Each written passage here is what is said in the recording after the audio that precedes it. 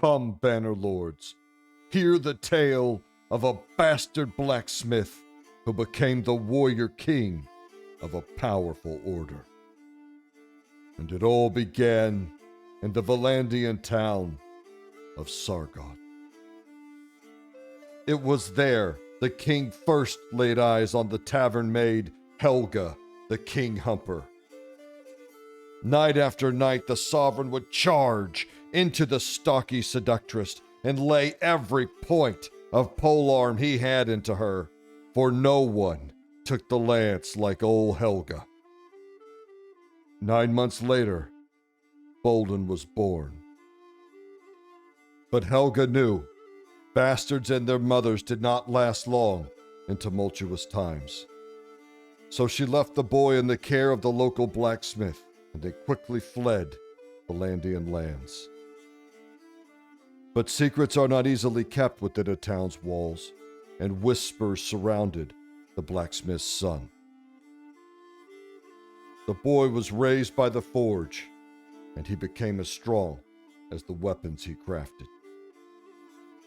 He was still very young when he was recruited as a squire, and as part of their training, groups of squires would be sent out on patrol. It was in battling bandits that Bolden first began to make a name for himself. Bandit after bandit was broken on his lance, and the Valandian lords were pleased to hear their lands had been well protected while they had been at war. For his service, Bolden was awarded a mercenary contract. His war band of squires quickly became an elite company of mercenaries. Bandits were crushed and tournaments won, but in his heart, Bolden was eager for more than a sheriff's work. It was in a twist of good fortune that his company came across a small Valandian army, being attacked by a larger Western Empire force.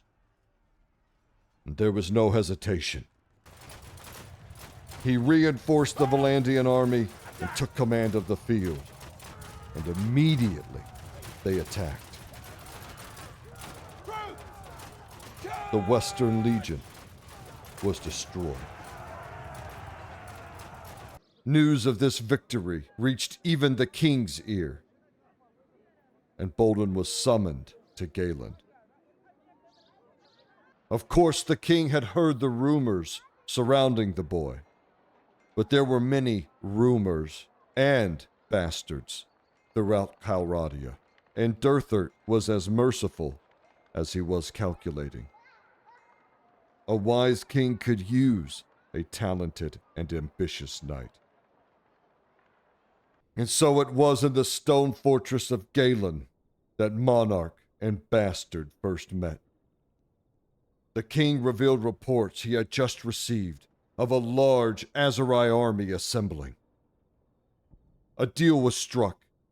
Bolden would raise an army and stop the Aserai invasion, and if he was successful, vassalage would be his. And so Bolden used every bit of influence he had to raise a large Valandian force. They marched out to meet the foe. It was a massive battle. Men and beasts shook the earth as death flew through the air. And in the end, the Valandians carried the day. It had been a heroic victory, and it was assumed that Bolden would march back to Valandia at once. But what is a vassal without a fief? And so he advanced, all the way to the gates of Tubulus Castle. The garrison fought bravely, but it was not enough. The city of Kuyaz was taken next. The Aserai were forced to sue for peace. Durthert kept his word, and both fiefs were awarded to the new noble of Valandia. As he pondered a name for his clan, a vision appeared to him in the forge. The image of a holy man whose healing power would save billions and billions of pixels throughout Calradia. And he spoke a prophecy of a golden king who, with lance and sword, created a golden kingdom. And so Bolden fashioned both a lance and a sword to remember the encounter. And that evening, the Order of the Knights of St. Jeremus was founded. No one knew the wealth of the town of Cuyaz. Together with the castle, Bolden had become gatekeeper to all caravans and parties heading north and south. Gold poured into the Order's coffers, but Bolden knew the Aserai would be back. The Order continued to grow. Arms and armor, horses, mercenaries, influence, and favors. All were easily paid for. When the Aserai came again, he was ready. And after their army was crushed, Bolden set his eyes on the city of Sanala. It was when Bolden returned to Valandian lands to recruit that treachery struck. For out of nowhere, the king and his personal army ambushed the Order. But the protection of St. Jeremus was their salvation. The attack was countered. The cowardly king retreated to Galen while Bolden returned to Sanala. And there he declared the Knights of St. Jeremus would no longer be bound in service to a Valandian despot. Now, the Order would follow the will of St. Jeremus, with Bolden as its king. The news traveled quickly to Dirthert, and it threw the king into a fit of rage. He summoned a vast Valandian host and sent it south to crush the bastard once and for all. And there, on the desert plains, the outnumbered Order army met the Valandians in battle to determine destiny. All right, here's a short playthrough with the purpose of increasing your comfort with taking over other cultures' fiefs and kind of what goes into managing all of that. It's something I've gotten a few requests about, so I thought, let's just do a campaign. There's a lot of advantages to taking over certain fiefs, because if you don't know, not all fiefs are the same. Let me give you a wonderful example here. Look at the settlement tax here. I'm getting 45.33 a day. A day from this settlement alone, because the prosperity is through the roof. Now, what goes into increasing prosperity? Well, food, right? You can see as your prosperity goes up, see that minus 266 hit I get from food. But you can see, even with crazy high prosperity, and it's going up because my man here is a hell of a governor, and you can see I've got aqueducts building right here. That's going to give you +1 at max level 3. Loyalty plays into prosperity. And right there, you'll also see, look, how much surplus food I have, +5. How does food play into it? Well, you'll see here with Sanala, if I leave. By the way, just I want to point out that my main party wages right there, 4160. So this one town pays for my entire 400-man personal army. I'm making almost 5,000 gold a day, and I have a bunch of parties. Let's see, 4 other parties with a bunch of troops in them. Someone's about to have to give up their slot, though, because my boy's coming up. Look at him. Huh? Look at my little guy. Look, riding and two-handed, just like his old man. Oh, my little, what's your fucking name? Mitch. That's what it is. My little Mitchy. Doing good, kiddo. My villager parties are at 71 villagers just leaving it. They're bringing a ton of shit in here. And what happens is you'll see these village parties bring in huge amounts of whatever, goods from their village. Well, here, what's the good they're bringing in? Grain, grain, grain. And then we've also got fish and dates coming in from here, which that helps too. But all of these are food, and in particular, these grain ones. Because when you come in here and you look, you'll see the minus 266 from prosperity right there. What's the big counter to that 266, right? It's not all the villages at plus 18 or plus 20 or plus 5.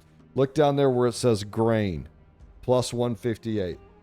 So the big thing that's allowing me to drive my prosperity up this high is the amount of food coming into this town. And in particular, again, I want to point to the grain.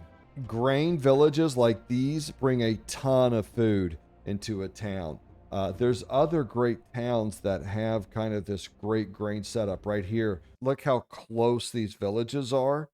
And they're both grain villages. Now you have to have the castle to get this one to feed into your town. But this is a great, you can pump the prosperity through the roof on this one.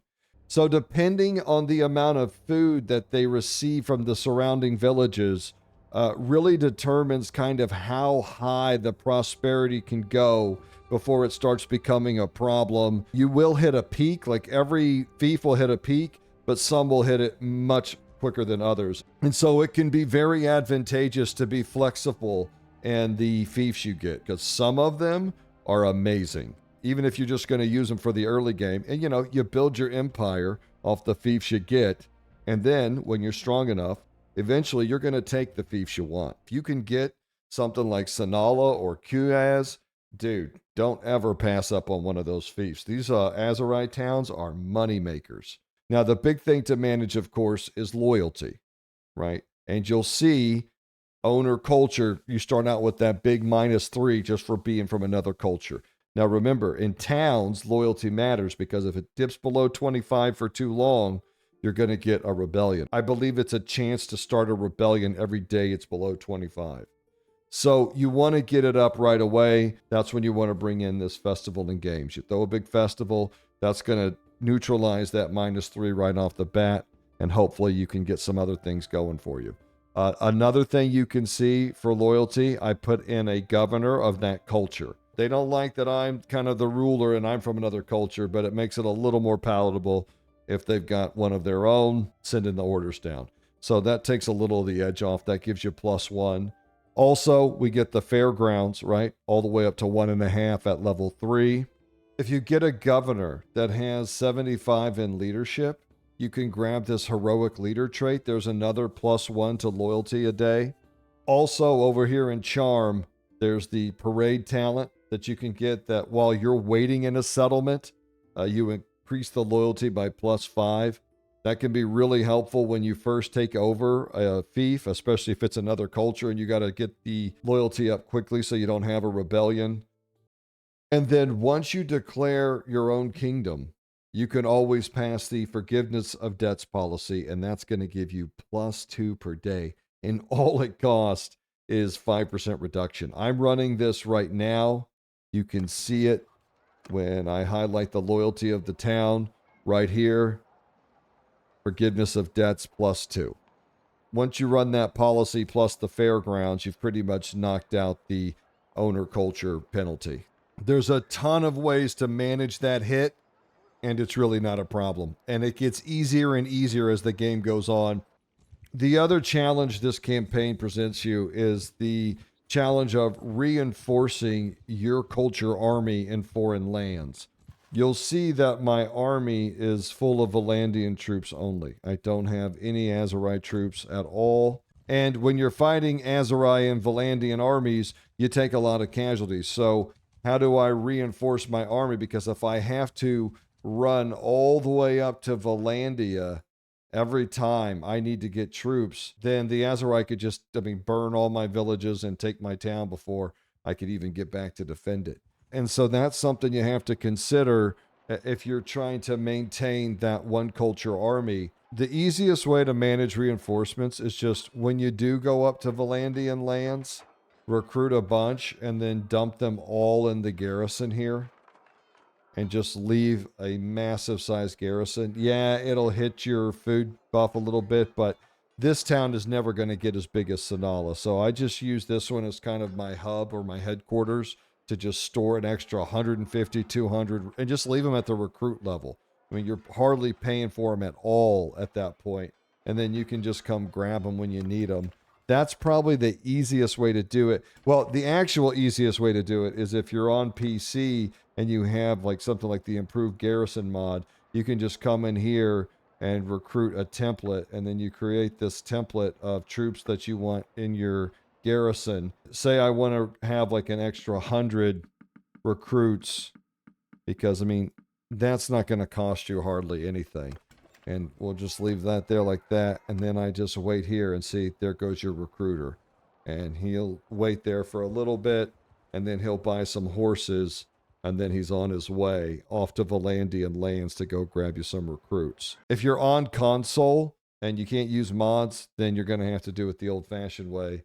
So depending on what platform you're playing on, recruiting and reinforcing your armies can be more or less work, but it's really not that big a deal. You drop off 50 to 100 troops every time you're heading up to Valandia, recruit some new ones. You come down here, and over time, you'll have an extra 150 or so troops in your garrison, and you can always go grab them if you need them. But that's the two main goals of the campaign: learning to manage other cultures' fiefs, especially in the instances where it's definitely worth it and what that looks like.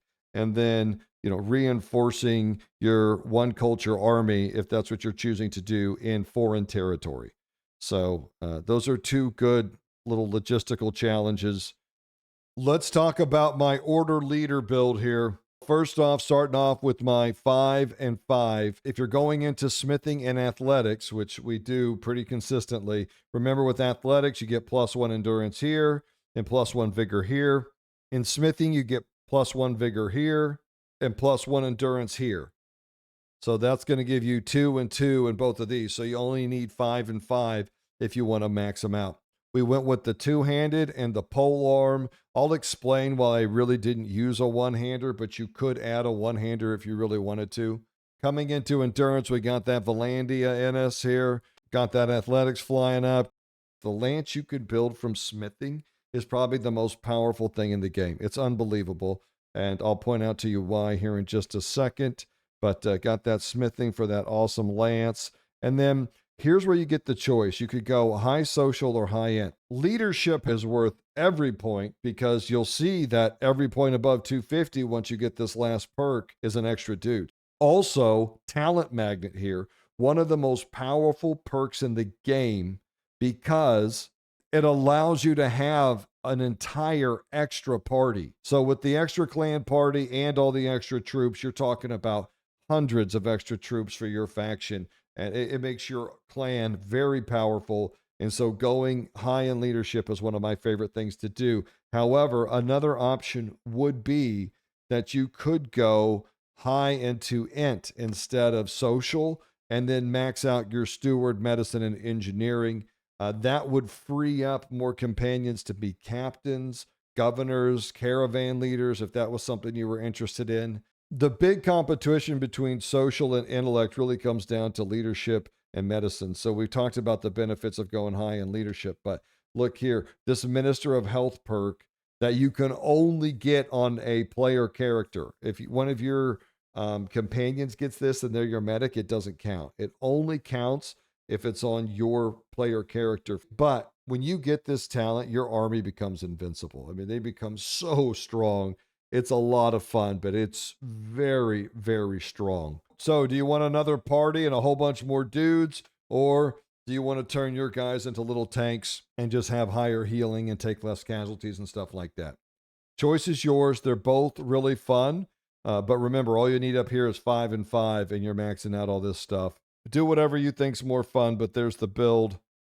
When it comes to my weapons, the most important thing to me is the spear. Now, you'll see that I've looted this legendary heavy knight lance, and you'll see when I compare both of these lances, there's barely any difference, except the devil's in the details here. You see this extra picture here? This icon means that this particular polearm has the chance to dismount riders when it hits them. And you can come into the polearm tree and increase the dismount chance by even more.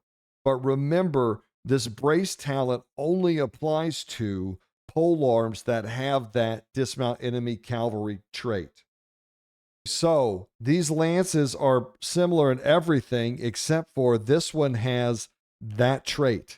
Okay, and that is a crazy powerful trait to have on your lance, because typically the first half to 2/3 of any battle is pretty much just you trying to gain cavalry dominance. Especially when you're fighting factions like Valandia and or the Aserai, you spend most of the battle fighting the enemy's cavalry. Being able to knock cavalrymen off their horses, even if you don't kill them, is a game changer. I mean, you're just mowing down cavalry units left and right with this lance. When you come into the smithy and you come into free build and you go to build a two-handed polearm, as you scroll down, it'll show you different traits that this will add. So this one will add a bonus against shields. Here's the dismount trait right here. So this piece, all these right here will add the trait. And so you grab that trait from that piece, right? And then when you come down to your shafts here, the important thing is, see, if I build this, like it's one-handed and two-handed, but I can't couch it. But if you come up to this hardened ashen shaft, you'll see now I can couch the lance. So you needed to have both the dismount riders and the couch lance trait for it to be perfection. And then you've got the big bad boy two-hander coming in and cleaning up for anything else. The thing with the two-handed sword, you know, with the axe, you get the cleave damage, but the stab you get with the two-handed sword is actually really nice, especially from horseback. If everybody's kind of smashed up or there's a bunch of infantry around you, sometimes just stabbing down is a very effective way to clear things out. I mean, the reality is the cleave from the two-handed axe is probably the best, but there's just something badass about a two-handed sword. Just so awesome. And you got to have one. And the stab is nice. It really is. And look what we have here, Bannerlords. A big old wad of Dirthhurt dick suckers coming to take my castle? I think not. So you'll remember my rule is, if I'm attacking, I attack. And there you see, over on the right flank, the charge of the Knights of St. Jeremus going right at that enemy cavalry, just going to start shuffling them down.